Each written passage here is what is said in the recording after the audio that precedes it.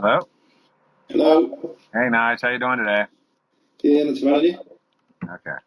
So I guess Yeah, we'll begin a few minutes early then. Okay. yeah, it's cool. All right. Cool. It's a Um. lot clearer than the last one I just did. I could hardly hear last one. Oh, really? Yeah, there's like real load of background noise, but this is it's much clearer now, so it's good. Okay. Well, I hope so. Yeah, it's a Skype thing, so hopefully it works out. Yeah, So, it's all clear. okay. So yeah, I guess a month ago on Facebook, you saw my post where I was talking about the new Onslaught, and I guess a lot of people started talking about other things, and especially talking about talking about things that really weren't pertinent to the situation. And so let's focus on the new album here. Yeah, This is studio album. This is studio album number 7. yep. After almost a 40-year career, with you being the only original member, how's it feel to keep going after all these years? Um, yeah, it just seems like yesterday. It doesn't seem like that amount of time at all. Obviously we had a long layoff in '91 to 2005. But no, the time just flies, man. I mean, we've been back together now for 15, 16 years, and that's just mad where that time has disappeared, you know.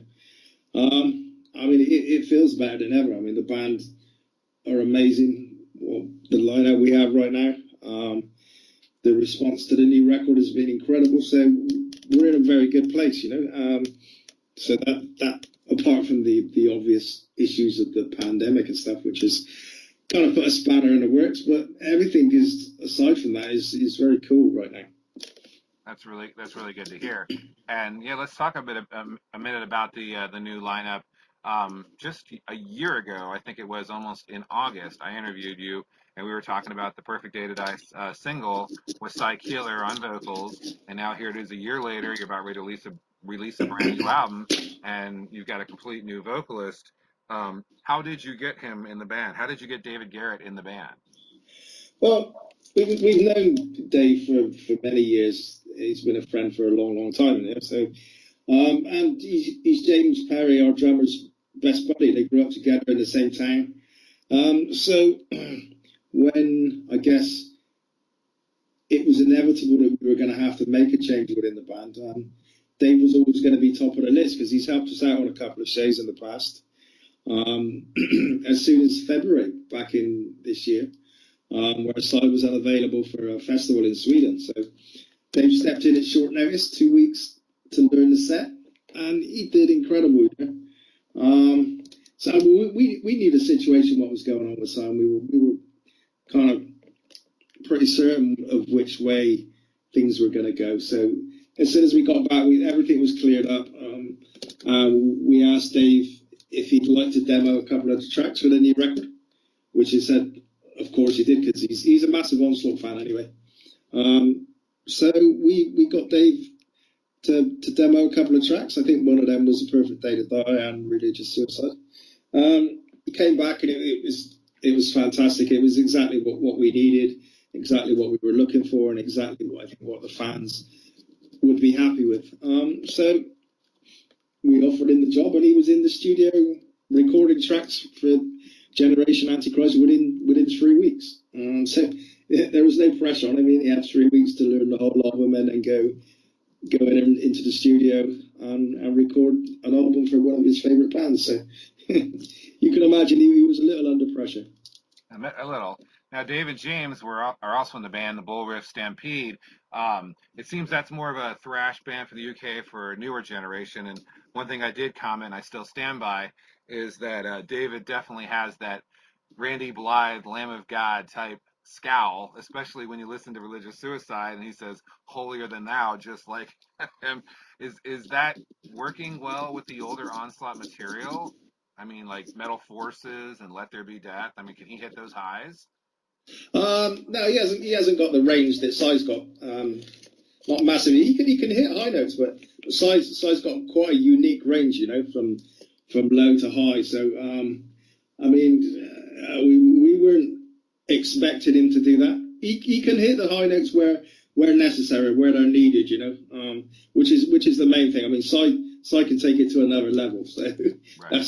there aren't many who can do that. What Psy can do, So, but no, we weren't looking for him or even requesting him to get those kind of highs. But he does what he does in his own way. And as far as the Randy Blythe thing goes, I think it's the only one line on the whole album that I've heard, and he's not. He certainly doesn't bring that into the old catalogue of stuff, because that was very important. That Dave delivers the classic stuff as it is, as you hear it. The fans are going to want to hear it sounding pretty much as they're used to, and that was important to us that he can do that. So yeah, I mean, when we played in Sweden at the festival, we played a fair few of the tracks on the Force and Power from Hell, and he delivered it amazingly well. There was a lot of old school fans there, and they were blown away. There was no discontent whatsoever, really, and there's not been any bad reaction to Dave whatsoever. Everything's been super positive. A lot of people say they actually prefer his voice to Psy, and that's been a lot of comments we've had in reviews. So that was cool. I mean, it's important that the fans were kept happy from our point of view, and so far it's working. I mean, obviously people are going to miss Psy, but the nature of the beast, that we had to go our separate ways. So we make the most of the situation and move on. Well, absolutely. And even I remember years ago when you guys came back with Killing Peace and Scion vocals, and we were so excited.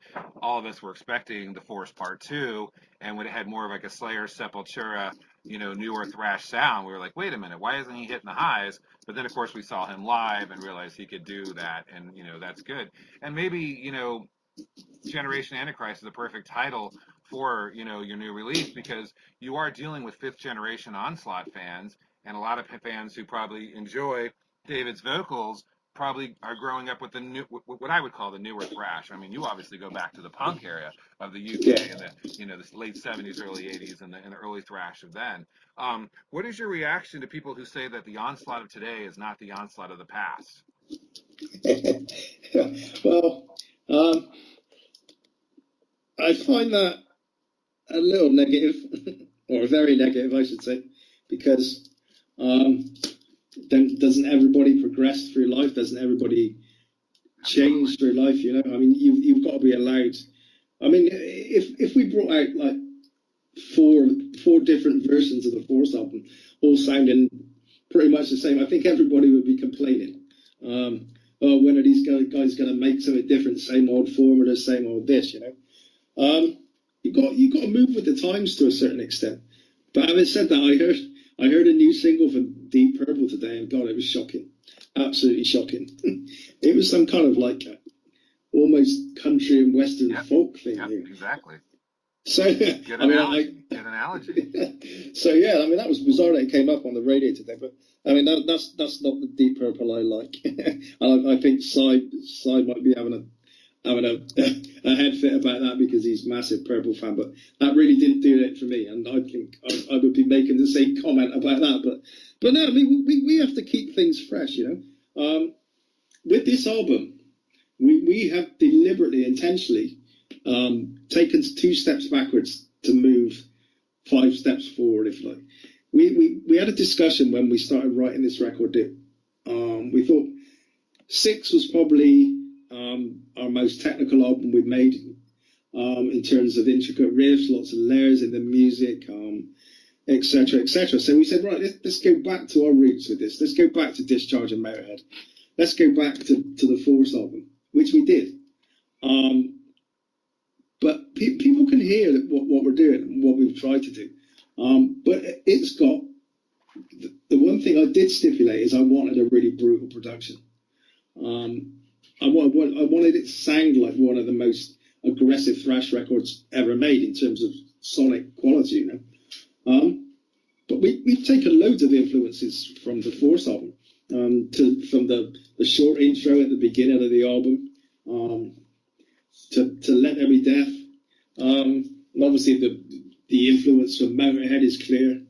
There's some very Discharge the Influence stuff on the album. And I've actually gone back and I've taken 3 riffs that I'd written in 1983 and used them on this album. Well, one of them being the chorus in Strike Fast, Strike Hard is a riff I had in an unrecorded song back then, and I thought it would sound great using it this time. So we've made a definite effort to touch base with our roots on this. And people are seeing it, but obviously the production has to be, these days people expect a really top sounding album, and it's aggressive, but all the clarity is there, all the clarity in the world. You can hear absolutely everything the band are playing, which is very important to me.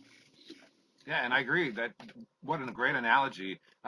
You're in competition with Deep Purple because both your albums come out this Friday. But what a great analogy! What a great analogy. The Deep Purple of today is nothing at all like the Deep Purple of the generation we love. I remember when I talked to Cy, he reintroduced me to Queen, and I had really given up on Queen because I thought, oh God, they'll never be the same. You talk about a band that evolved.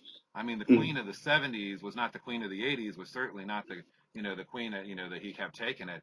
And I think that's the key I've always mentioned about Onslaught. You guys have always evolved. Power from Hell was a total punk, thrash, hardcore, in your face UK British type album, and then the Force was exactly that, power metal. But then by the time you get to the album with Steve Grimmett, you almost are kind of imitating the Metallica Master of Puppets type thing. So I think the band has always evolved. And then by the time Killing Peace comes around, you were definitely getting that newer thrash sound. And it's interesting you mentioned Strike Fast, Strike Hard, because that is one of the fastest songs on the new album. And that is just right after you get that Rise to Power intro with all the news reports and stuff, that's in your face thrash. And I tell people that right away. I was like, the album, if anything, you can say Onslaught today is not Onslaught of the past, but if anything, it is still thrashing. It is in your face, fast, thrash, aggressive. You still got those amazing lyrics that you write very well and so eloquently, even if they're so filled with hate and anger and just I love it. One thing I was gonna say is when you wrote Generation Antichrist, I know you've always been very anti-religious, and as David even says. He doesn't pronounce atheistic right, but an atheist and very much anti-religion. And I love the way Generation Antichrist begins with a sermon, and you think you're listening to a religious sermon, and then that's basically talking. I got a kick out of it. Is Jesus Christ a lie or alive? But you've always been so witty and so clever about writing these type of lyrics, and especially with the lyric video a couple months ago for Religious Suicide. Jesus Christ takes it up the ass.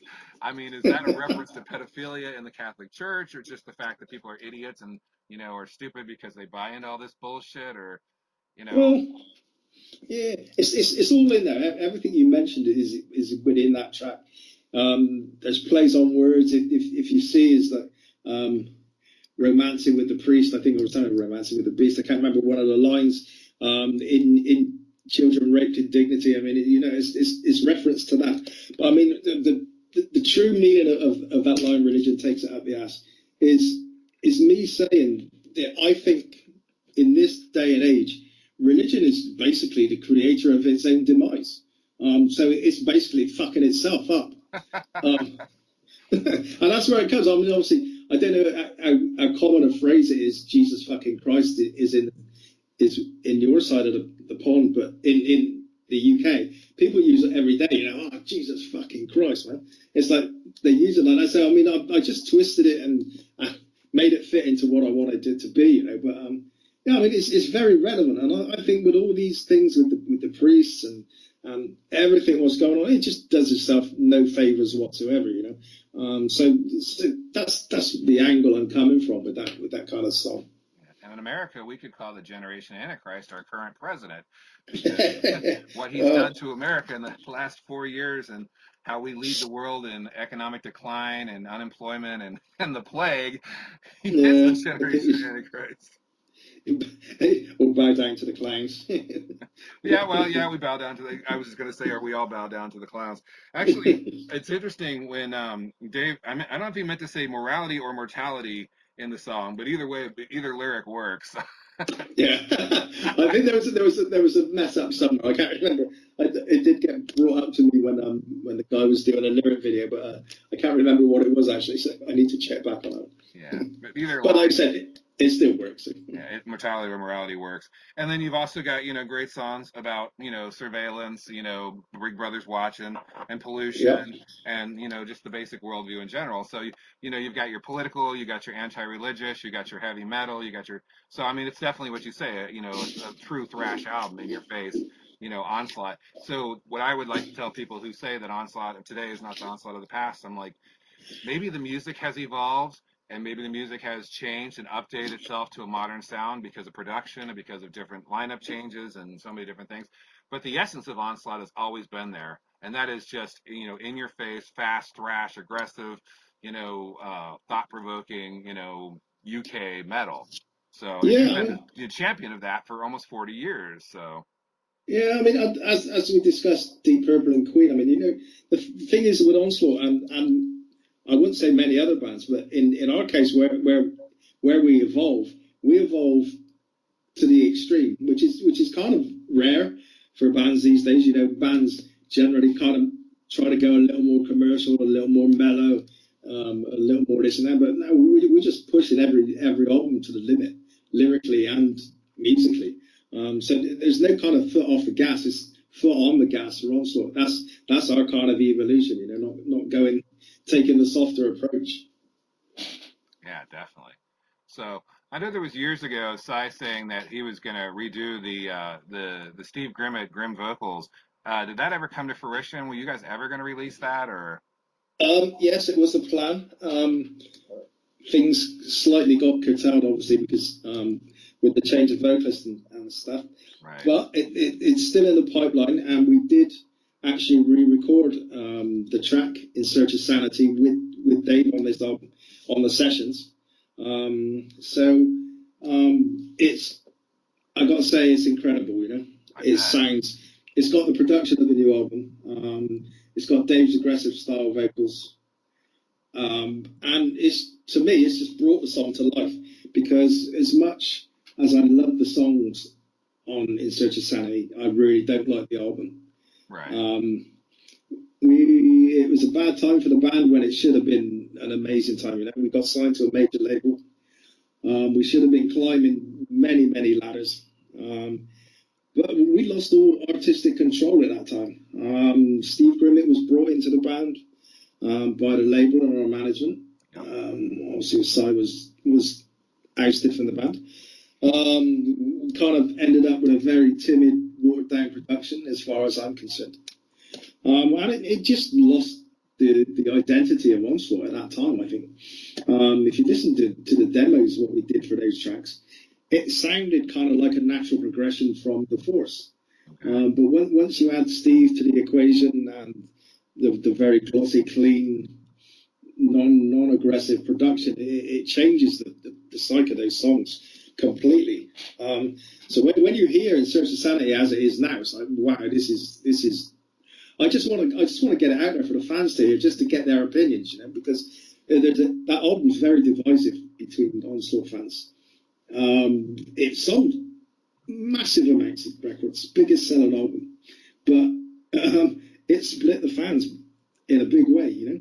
The old school fans really didn't like it, and it brought on a whole new generation of fans for us. But it was at a cost, and it eventually led to the band splitting up. So yeah, I mean, there's a lot of things that need to be put right about that album. So now we've heard it sound like it does, I just want to make sure we do the rest now, and hopefully get it out. I'm spoke to the label about it already, and they're very much up for it. So I think it's definitely a thing for the future that is going to happen at some point. So it's very important to me that it does, because I want to hear that album and I want to love that album properly. And I always enjoyed the Angel Witch and Van Halen cover too, even though those are hard to find B-sides.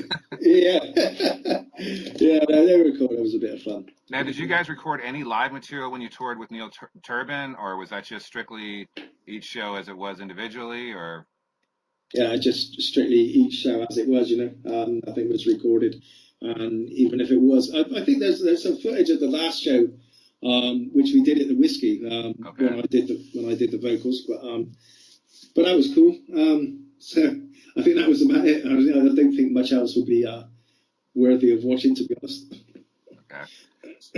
So what are some of the bands that you're listening to today that you think are maybe carrying the torch for the future generation of UK thrash? I mean, it's tough. I mean, the scene here is still very small in terms of bands, and there aren't many bands coming through, to be honest. You've got all the old school bands are back. Yeah. So it would be nice to try and put something together with maybe 4 of us doing a tour. But it's the UK scene's not great again. It really isn't at the moment. And obviously Bullriff are a good band, but obviously 3/4 of the band are out doing other things now, so I'm not sure their kind of situation. But yeah, they're a very good band. Kind of like I say, a bit more modern edge to their music. Band called 1,000 Scars, but they're a bit more death metal, I think, in terms of style. What else have we got? A band called Shrapnel are doing good, making some good noises. So there are some bands, but there's not a good amount of bands really kicking up a storm at the moment, which is a shame. Definitely. Well, 2 years ago, I purchased a book called Contract and Blood, The History of UK Thrash. I thought it was interesting it was called Contract and Blood because that's a homage to Onslaught right there. But it lists like 4 decades of UK thrash. Obviously, the bands who were like the kings of UK thrash period at that time. Like you say, several have come back, like DAM and Zentrix and several more. But how does it feel to have like your song lyric title in that book itself, Contract and Blood, The History of UK Thrash? That was really cool. I was very touched about that, and obviously the honour that the book should be named after one of our songs. So yeah, it was very very nice. I think the guy who wrote it was going to call it "Let There Be Death." I think the outset. Yeah, and then I think he thought Contract and Blood was more apt, which I tend to agree. But no, all the same, it's very cool that he offered us the chance to have the book named after one of our songs. So yeah, very proud. I bet. And that's actually where I discovered Bullriff Stampede, and didn't even put 2 and 2 together when you guys released the Perfect Day to Die demo with Psy last year. That you had your new drummer from that band, and now you have your vocalist from that band. Now, Are you the main songwriter, or are you and Wayne working together to write the songs? On this album was the first time I've wrote probably 85% of this stuff myself. Wow. Last 2 albums, obviously, Andy Rosser Davis was my writing partner musically, and now he's obviously gone. So it would have been kind of difficult to have Wayne involved too much at the beginning, I think, because still finding his feet is pretty much the same situation, I guess, as Slayer had with Gary Holt. That you need to grow into a band.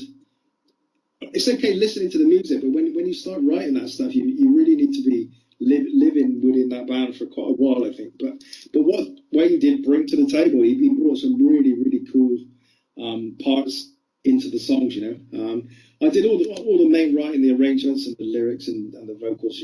But what Wayne brought in was some really cool little parts into the songs, and that really helped massively. And of course, his solos are off the scale. They're just, for me, best solos on an Onslaught record by a mile. In my opinion, he's got such an amazing touch, but aggressive at the same time. There's so much feeling in that aggression.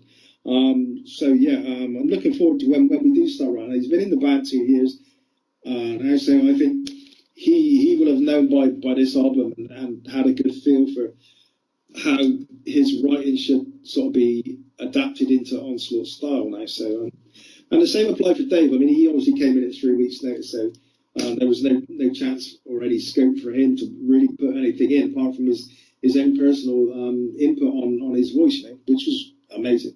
So I'm looking for a bit of help from Dave as the years go on, which is going to be cool. So the more ideas we got coming in, the better things are going to go.